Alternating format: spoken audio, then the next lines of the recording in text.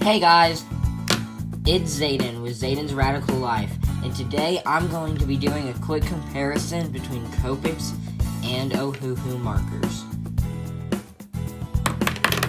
So the thing that's most different about Copic markers and Ohuhu markers, first off, is their price. An Ohuhu marker would run you to about 50 cents for their chisel nib and about $2 for their brush nib, which isn't bad when in comparison we have a Copic marker, which the least you can get it is about $3 to $4, and the most you can get it is about $8 to $10. In my collection, I have the 48 set of Ohuhu brush markers, and then I have collectively about 24 Copic markers, which all these Ohuhu markers costed me $30, and then all of these together ran me about $80 to $100.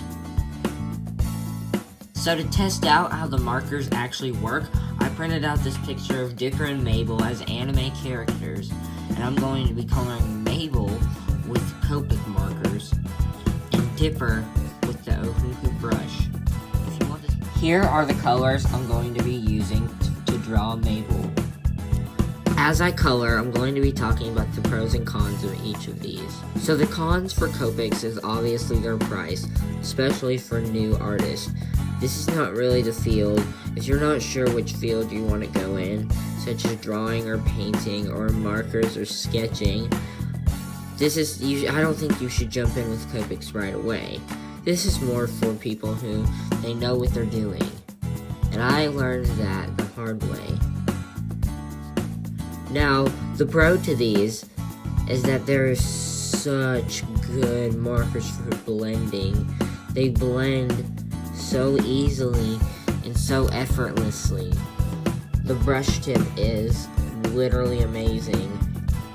And I think one of the biggest things that I like about these markers is that they're refillable.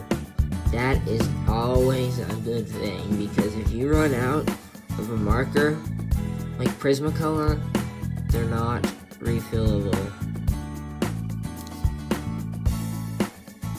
And another thing about these markers is that they come in sets.